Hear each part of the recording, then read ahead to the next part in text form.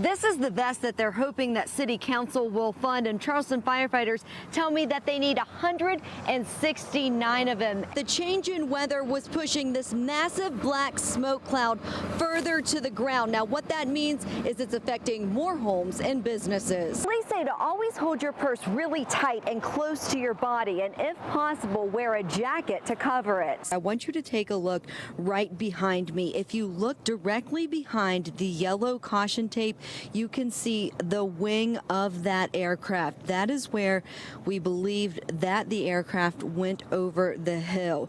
Right now, we do know that the pilot and co-pilot were killed. It was a man and a woman from West Virginia. There is an investigation into how he was able to get those keys. Take a look behind me. This is the remnants of the crash site. Do you think it was kind of stupid what you did? Came to the police station with drugs on you? This is just one of the latest houses that the city has visited. Police say they even found 2 squatters living inside, and we are just feet away from Mary C. Snow Westside Elementary School. It's houses like this that neighbors say they want gone. Call Andre A3 Williamson a danger to society and say that they were very concerned that someone was going to get hurt or killed after they say he cut off his ankle monitor last night and took off. He's among the most notorious criminals in Charleston. Andre A3 Williamson back in custody Thursday morning after police found him at a grocery store in Malden, 14 hours after cutting off his ankle monitor and taking off. Allegations, that's all it is.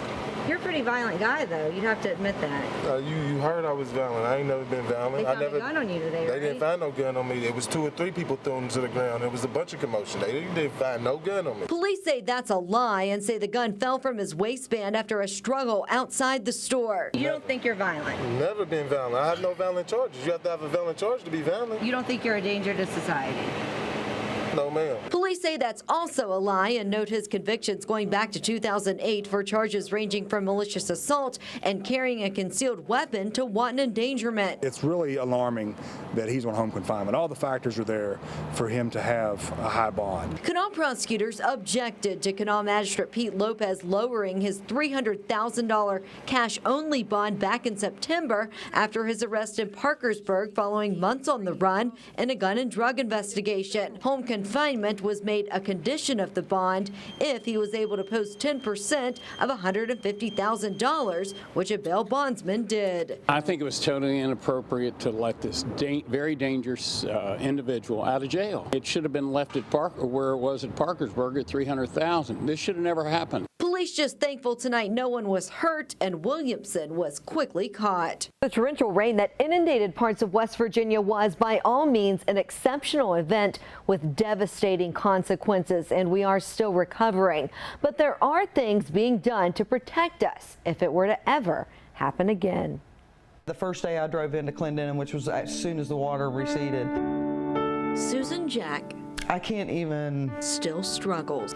I can't even start to tell you how that felt. Talking about June 23rd, 2016. Can't even begin to tell you how that felt. I've never seen anything like this before. Oh my God. That was a night that just seemed like it went on and on and on. I mean, it was that would take me all day to tell you that story. She was in the process of moving out of state with her 16-year-old daughter. It was just a matter of finishing up my last week of work, her finishing up summer school, and we were gone. And the flood hit. The flood that changed countless lives, took 23, and forever altered the course of towns like Clendenin. Could not ever imagine this town being able to come back from that. Jack decided to stay despite people calling her crazy. She bought a home that had been flooded in the heart of Clendenin. You can imagine there was 3.5 feet of water in the upstairs of those units. They were completely gone. Elk River strong! She volunteered for 10 months. This is my hometown, and I want to save my hometown. And now is the executive director of the Greater Kanawha Long-Term Recovery Committee. You guys are a sight for sore eyes. And the memories from a year ago. Does it ever cross your mind or concern you that it could happen again? Yeah, it does. It does. Never far from her mind. You think about that, but then you also think, It's never ever happened like that before. There is a possibility. It's a rare event, but it can happen again. John Sikora is a service hydrologist at the National Weather Service and explains that a 1,000-year flood doesn't mean it happens once in 1,000 years, but that there's a 1 in 1,000 chance of it happening on any given day. If the conditions are right, it can happen at any time. In July, a new law goes into effect across the state that will establish the State Flood Protection Planning Council and Joint Legislative Committee on Flooding. It stems from a decade-old flood protection plan that was never fully implemented, a plan that sat on the shelf for 10 years, meant to help West Virginia prepare for and prevent flooding. That's why we felt like it's incredibly important to do this now. It will bring together different groups that will report to the legislature every year about what can be done to better protect the state from flooding. To tell us what could we do as a legislature to make that job easier. What are the roadblocks that they encountered throughout this process that need to be removed? Are there things that we as a legislature could do in terms of new laws or new legislation that would make their job easier? In Kanawha County, work continues to clear streams to help prevent future damage. We've taken thousands of tons of debris out of the streams. I've had crews working up there since the flood, cleaning up flood debris from the Elk River. We are building back at a higher standard, trying to create a more resilient community that can withstand a disaster of this magnitude.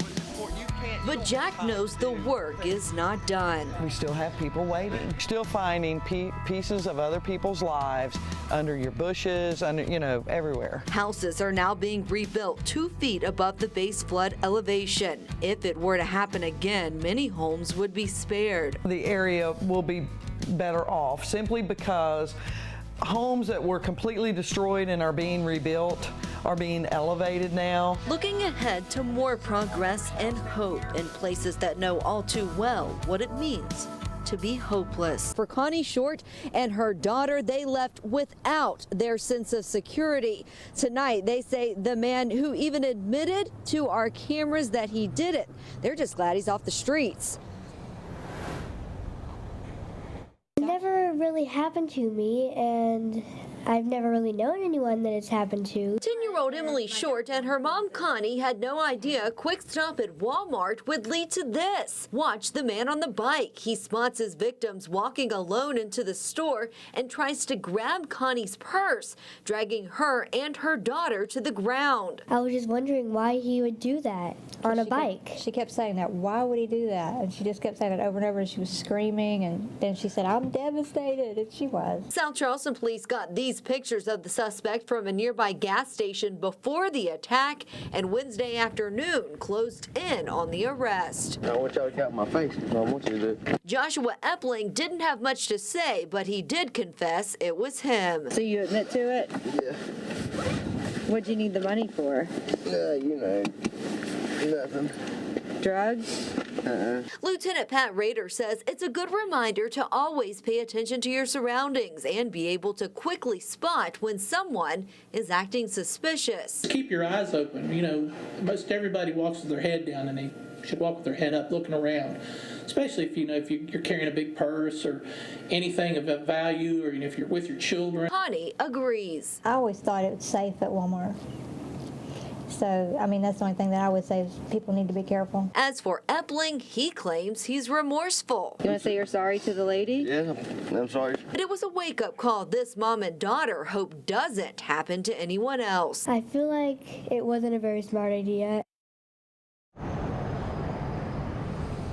Epling is charged with second-degree robbery. He's in jail right now on a $20,000 bond. South Charleston police were able to get Connie's purse back. For now, reporting live at Walmart in South Charleston, Leslie Rubin, Eyewitness News.